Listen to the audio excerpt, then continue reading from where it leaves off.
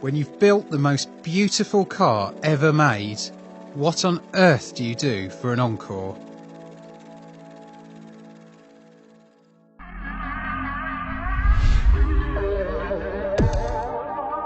It's taken Jaguar 50 years to answer that question, but at last the F-Type is here. The Jag launches into a tough market, and one of its biggest rivals is the new Porsche Cayman.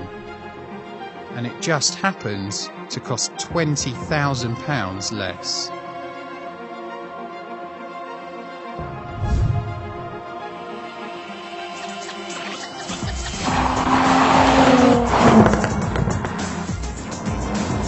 One of my earliest memories was riding in my dad's E-Type Jag when I was just 3 years old, and that's what got me really hooked on cars.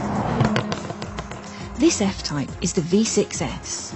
It's the midpoint of the range between the V6 and the V8. With 375 brake horsepower on tap, it hits 60 miles an hour in less than 5 seconds.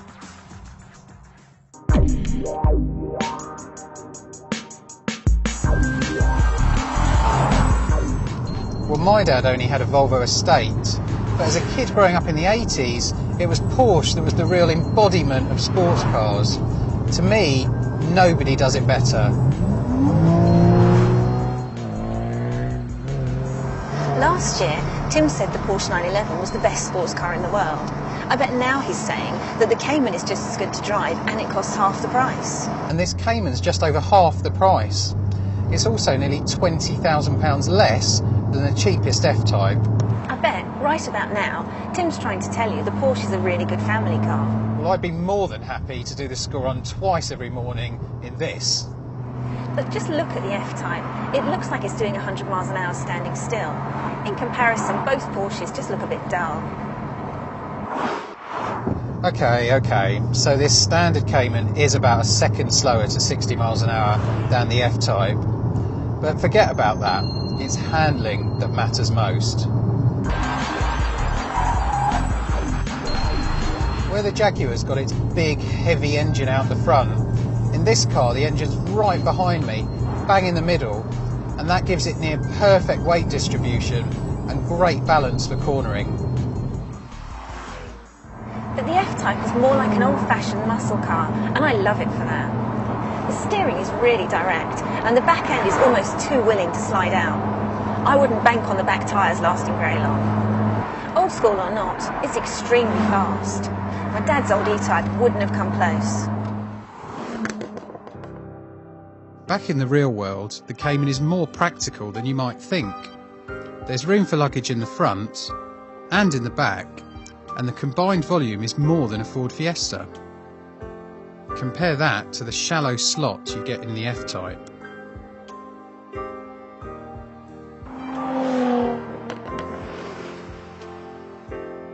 Jaguar was below average for reliability in the latest Which Car survey, the largest of its kind in the UK. Porsche was better and was also rated top for owner satisfaction. Click the link below to find out more. That's all very sensible, but on the road, the Jag just feels more special, and its 8-speed automatic gearbox really lives up to its quick shift name. I've always preferred a manual gearbox in a sports car, but most people will pay £2,000 more for this PDK dual clutch auto, and I can see why. It accelerates quicker and it's more economical.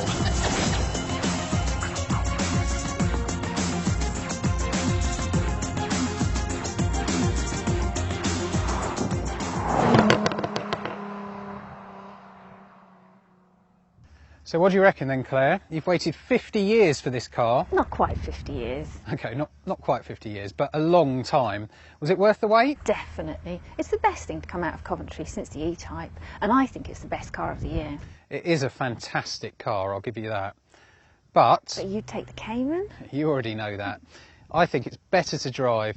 I'm confident it would be better to live with, and it's so much cheaper. But it's so predictable. Well, the fact is that I can't even nearly afford either of these cars, so I'm going to be in the cheap seats for the way home. Are you coming? No thanks, I'm off to take my dad for a spin.